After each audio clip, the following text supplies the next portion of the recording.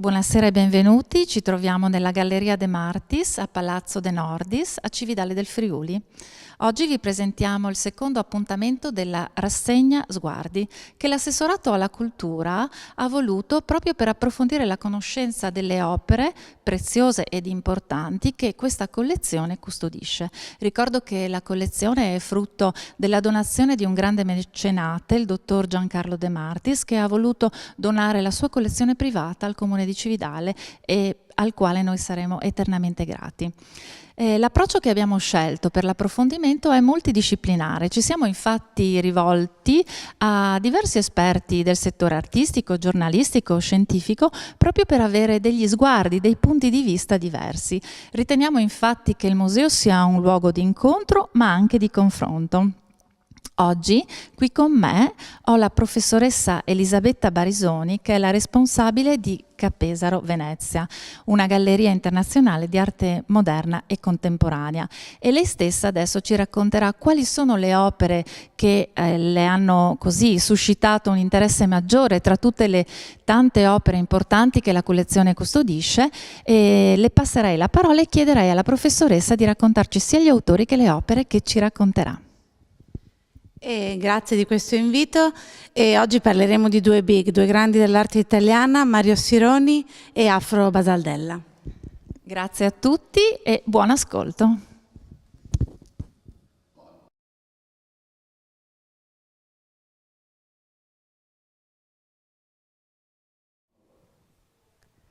Eccoci di fronte alle opere di cui stasera volevo parlarvi. In questa, avventura, di questa passeggiata nell'arte tra due autori così diversi. Mario Sironi alle mie spalle e poi Afro Basaldella, due autori di cui non si trovano i legami se non nel mondo della storia dell'arte, perché sono due autori che partono da principi di studi, anche principi di politica delle arti, se volete, molto, molto diversi. Alle mie spalle due opere però che mi piacciono moltissimo e hanno subito solleticato la mia attenzione di critica d'arte. Queste due opere di Sironi sono entrambe del 1936 e Sironi è un autore che ha una lunga carriera, quando arriva a queste opere del 1936, di pittore di antichità classica, di Novecento italiano, pittore di figure e figure anche molto monumentali, molto costruite, questi interni dove non si respira molta aria, il Novecento italiano che è il movimento artistico più vicino al regime fascista e più vicino alla critica d'arte della critica d'arte veneziana, Margherita Sarfatti. Però queste opere della collezione da cui sono partita per fare una riflessione interna alla storia dell'arte, quindi non alla storia della politica o della politica delle arti, mi interessano moltissimo perché sono anni molto particolari. Il 1936 è l'anno in cui Sironi, sono gli anni in cui Sironi sviluppa la pittura murale, quindi prima di tutto il fatto che per esempio nel ventennio fascista l'arte sia stata in Italia indubbiamente ricondotta entro dei canali ufficiali è vero. Il fatto che gli artisti però abbiano continuato a inventarsi e a sviluppare il loro genio è altrettanto vero, perché gli artisti italiani durante il ventennio che va tra le due guerre, hanno continuato a produrre arte assolutamente eccellente, e questo ce lo dimostra per esempio l'avventura, tra tanti esempi, l'avventura murale di Sironi. C'è un passaggio in Sironi negli anni 30, appunto con le pitture murali, con le pitture pubbliche, con l'idea che l'arte pubblica è vero che era un principio voluto dal fascismo per promuovere sempre di più il credo fascista, ma indipendentemente dal motivo che animava queste opere, il risultato che ci interessa adesso è che l'arte trionfava in queste prove. La Vittoria Alata, io quando ho visto questa Vittoria Alata di Sironi nel 1936 e ricordando poi l'iconografia che abbiamo tutti negli occhi delle biennali del 24, proprio le figure molto molto descritte dell'antichità classica sironiana, e qui lui cambia tutto.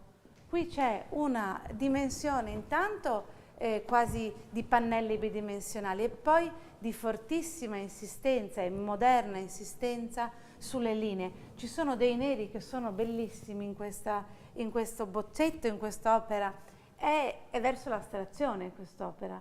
È per questo che quando io ho guardato questo Sironi, che dovrebbe essere nella, diciamo, narrazione comune, l'artista che celebra le glorie del fascismo con l'iconografia della donna, del bambino, dei lavoratori o dell'antichità classica, fino a un certo punto, nel senso che Sironi è comunque stato un grande artista, quindi faceva quello che voleva, faceva in fin dei conti quello che fanno gli artisti.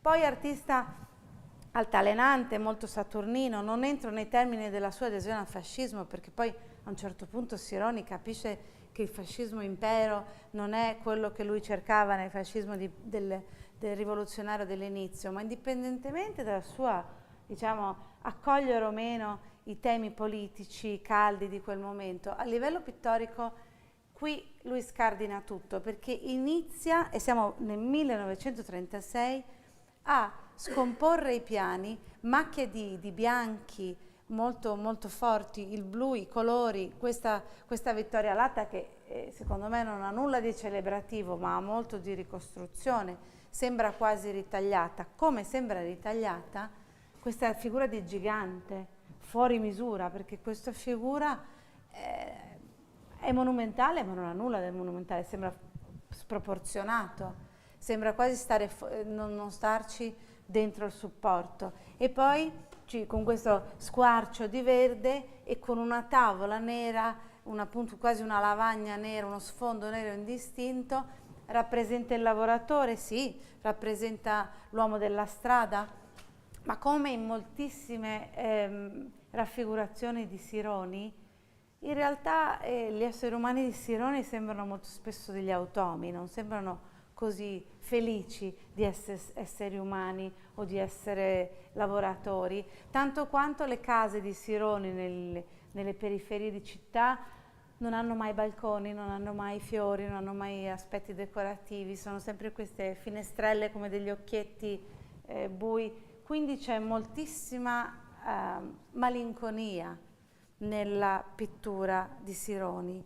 C'è la volontà di celebrare anche l'essere umano, quindi questo è un quadro che volendo si potrebbe definire totalmente figurativo, ma ci assomiglia ad alcune appunto incubi, ad alcune degenerazioni anche visive che possiamo trovare negli autori anche molto moderni, anche nell'arte del fumetto, nei fumetti moderni. Se noi pensiamo che Sironi, che ripeto è artista che amo moltissimo, soprattutto di straordinarie filoni creativi, Sironi nasce come illustratore, però non illustratore così celebrativo delle glorie della patria come nella Vittoria Latta.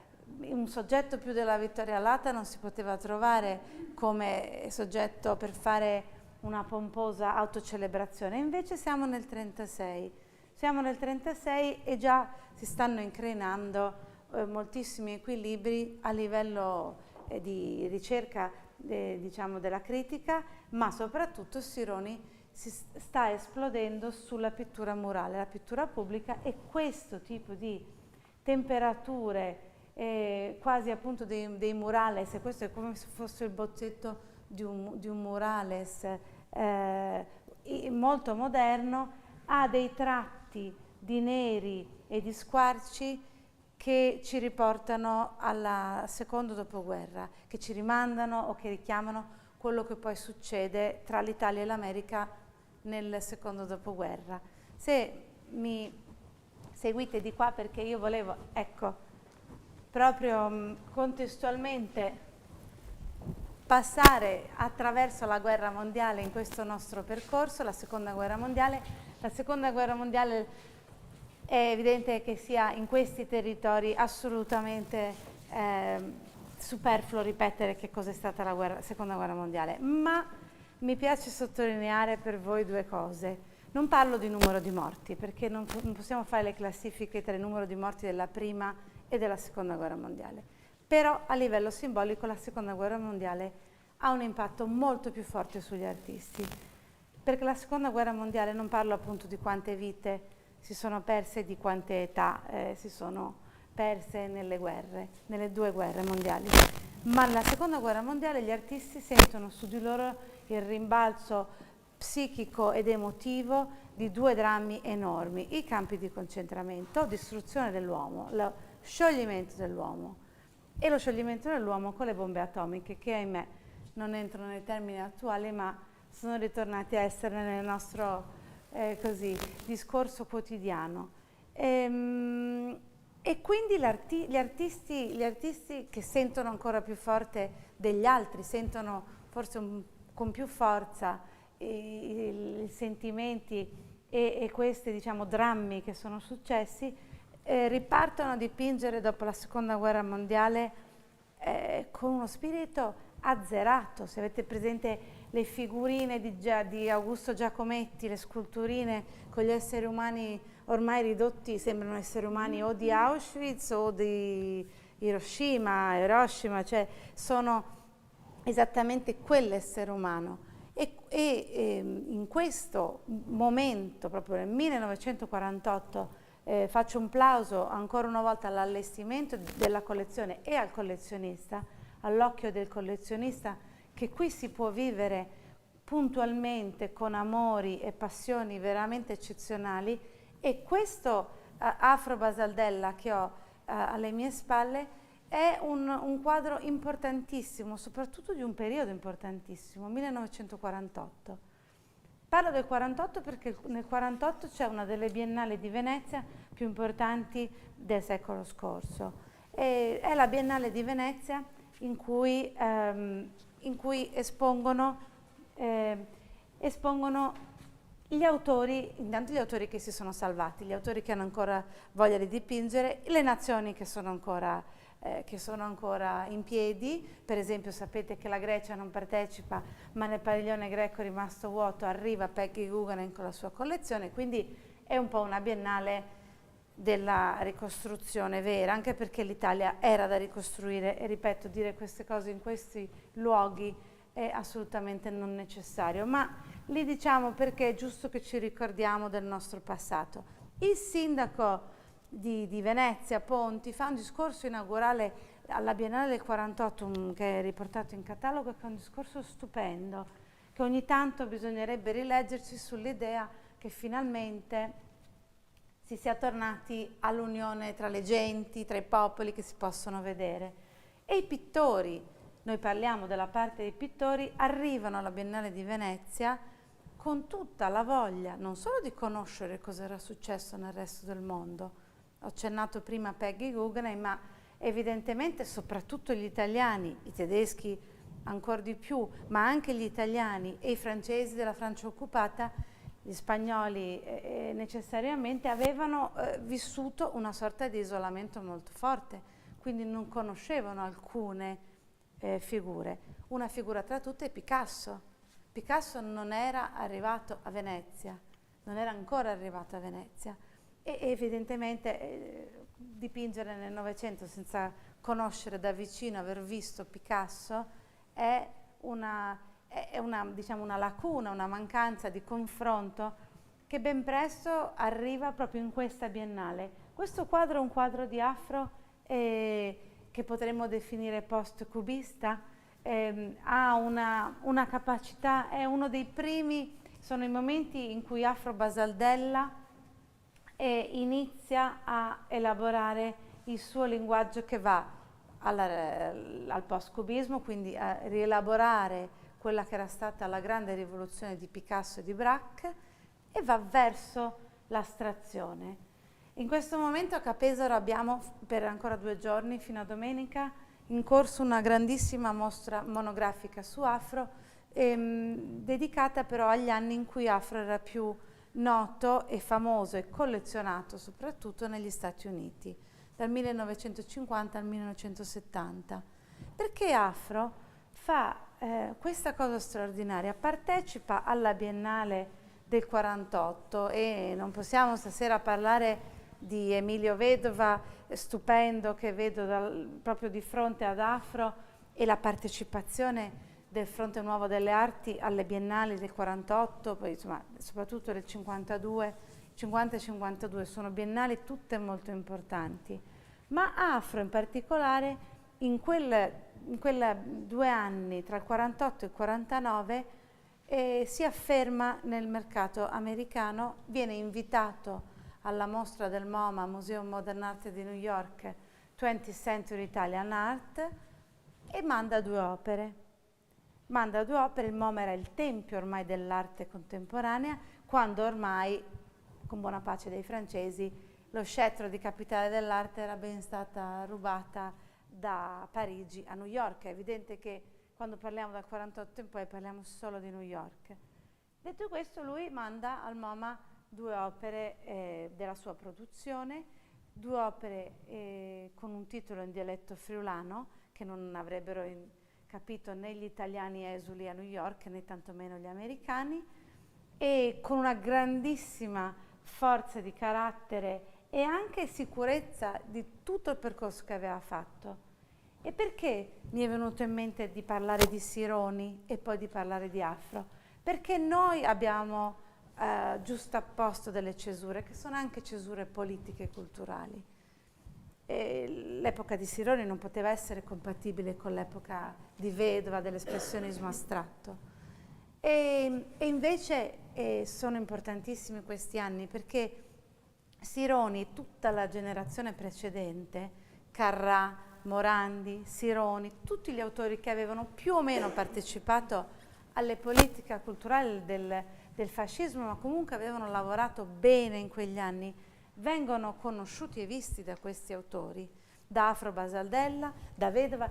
Nel caso vengono visti in contrapposizione, però quando Afro, più avanti nella sua carriera, inizia a fa anche arte murale, astratta, e precedentemente ne aveva fatte anche di esempi di arte figurativa murale, pubblica o privata, non può non guardare alla generazione che aveva fatto i più grandi affreschi, il più grande muralismo nei palazzi pubblici e privati, ed è la generazione di Sironi. Gli artisti arrivano, secondo me, è il momento poi di dirlo, senza soluzione di continuità. Per noi ci sono le cesure della guerra, ma gli artisti guardano, rubano, e rubano evidentemente anche da momenti diversi, però ci mettono dentro il mutato contesto. Già se vi dico, evidentemente per me nel 1936 Sironi aveva già una malinconia che era molto poco trionfale. Afro cosa fa? Afro nel 1948 riparte. Quello che vi dicevo prima dell'essere umano e anche un po' del pittore. Ripartono dal grado zero della pittura, o ripartono dal cubismo, ripartono dal surrealismo, perché partono dalle avanguardie dell'inizio del secolo. Questo è un quadro molto, molto particolare, anche perché qui Afro inizia a sperimentare una serie molto varia di colori, di cromie. Mentre il primo cubismo di Picasso e Braque assolutamente era praticamente bicolore, o comunque in Braque erano grisaglie, bianchi e neri, grigi, quello che Afro fa e quello gli deriva dal Friuli e da Venezia. Lui inizia a lavorare sul colore. Qui non siamo ancora nelle dimensioni di piani sovrapposti, qui stiamo su un piano solo, ma ci sono delle tessere che si incastrano, delle forme che si muovono, e il suo tratto rimarrà sempre con questi sfondi che ricordano un po' talvolta Tiepolo, le cose più soffici, più delicate del Novecento, del 600-700 veneziano, talvolta invece in alcuni colori più forti, nei rossi più forti, si vede quanto lui avesse studiato i maestri veneziani, Tiziano, Tintoretto, la terra friulana unita ai maestri della scuola di Venezia, perché voi sapete che Afro nasce qui, ma studia all'Istituto d'Arte e poi all'Accademia di Belle Arti a Venezia. Famiglia di pittori, tutti di pittori, di artisti, tutti Basaldella, e lui è quello che ha il successo maggiore negli Stati Uniti, perché secondo me porta tutta questa cultura di cui vi dicevo, la cultura friulana, la cultura del nord-est inteso come Mitteleuropa, la cultura del Rinascimento veneziano, che non è cultura della linea, ma è cultura del colore, e la porta già pronta, elaborata da uomo del secondo dopoguerra, con il dramma di un paese conquistato in America. E da qui gli americani, senza nulla volere agli artisti americani, ma sviluppano velocissimamente la loro interpretazione dell'espressionismo astratto. Poi l'espressionismo astratto americano, indipendentemente dalla derivazione europea che non ci interessa, adesso chi ha copiato chi a noi non interessa particolarmente, ma la cosa importante è che lui arriva in America e arriva nel 49 e nel 50 e per 20 anni a mostre continue dalla galleria di Catherine Viviano a New York. Lui arriva da maestro nella scena culturale e artistica newyorkese. È amico di de Kooning, di Klein, di Philip Gaston, è amico di Colder, è amico di San Tommaso, di Vedova, di tutto il gruppo veneziano. Questo San Tommaso lo trovo straordinario e devo ancora una volta complimentarmi con le scelte del collezionista, perché qui stiamo parlando di momenti diversi, perché questo San Tommaso è un San Tommaso molto tardo, ma è bellissimo vederli insieme, perché sono quasi due estremi di questo ragionamento che vi dicevo, il secondo dopoguerra e gli italiani assolutamente non ce n'è, per un decennio almeno hanno la forza, la potenza di insegnare o reinterpretare la pittura dell'uomo nuovo. Poi questo arriviamo al puro colore, anche alla sovrapposizione dei livelli alla materia. Non dimentichiamoci che dello stesso gruppo, molto amico di Afro è anche Burri, molto amico di Afro appunto è Alexander Colder, che è uno scultore, quello dei Mobile, quindi materia e astrazione si mescolano tantissimo in questi autori. Del resto c'è un momento, secondo me, in cui si capisce che questa parabola dell'arte italiana, dalle linee appunto sironiane, dell'ultimo Sironi, a questa svolta astratta di Afro sta calando. E verso la metà degli anni 60. Verso la metà degli anni 60 vi accompagno nell'ultima opera su cui volevo concentrarmi.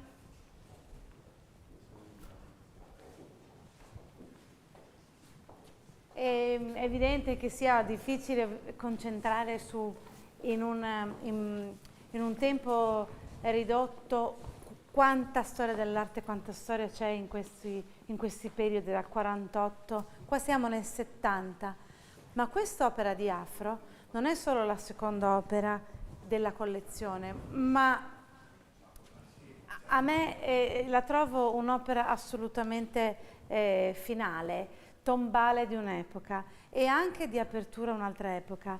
Nel 64 la Biennale di Venezia la vince Robert Rauschenberg.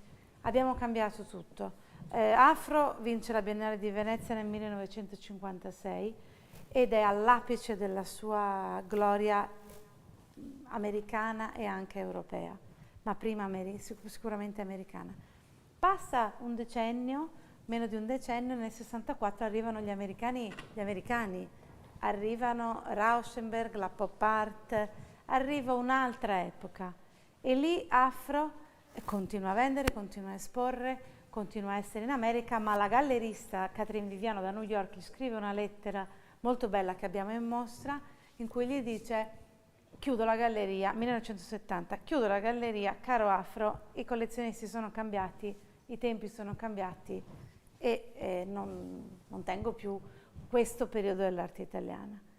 E quest'opera del 1970, e con questa proprio vorrei salutarvi e invitarvi ad osservarla con molta attenzione, perché intanto una rara e anche in ogni modo molto particolare materia, diciamo insieme di collage di materiali e di colori. È come se Afro tornasse indietro, come se Afro nel 1970, noi abbiamo in mostra un ultimo quadro, Il Grande Grigio, in cui lui torna a delle specie di tache, non so, delle macchie, dei patchwork di colore, non più mescolato, non più in piani sovrapposti, ma torna quasi a una ricostruzione dell'universo, passatemi la definizione, con grandi fasce, ne so, le lavagne nere di Sironi. Sicuramente a me non interessa se trovare o meno il figurativo, poi i non figurativi o gli astratti non è che debbano per forza non avere nessun riferimento al reale. Questo non è così, anche perché Afro, questo è un bozzetto di scena, ma normalmente nei suoi quadri li titola con un titolo molto figurativo. Fate attenzione a questi italiani rispetto ai compagni americani. Gli americani andranno avanti senza titolo, senza titolo, senza titolo, senza titolo. Gli italiani, proprio perché questa è pittura di memoria, di storia, di rielaborazione del presente, mettono sempre un ricordo, un avvenimento. Lo stesso Vedova, con un'astrazione molto diversa, ci parla Emozioni di Sicilia, Diario di Berlino, parla sempre di cose che sono successe. Raramente troviamo in questo periodo il senza titolo. Ma tornando a questo nostro così sogno, questo bozzetto di scena, questa scenografia di collage, è veramente interessante avere quest'opera nella collezione, perché ci dà l'indice di quello che è stato il ragionamento dell'astrazione, che parte probabilmente verso la metà degli anni 30, che si sviluppa con questi campioni di cui vi dicevo oggi, e non ho potuto citare e parlare di Tancredi, di Matta, di Robert Matta, che è in collezione ugualmente con 2 opere stupende, e poi arriva a questa sintesi che è ancora una cosa diversa, ma siamo nel 1970. Grazie.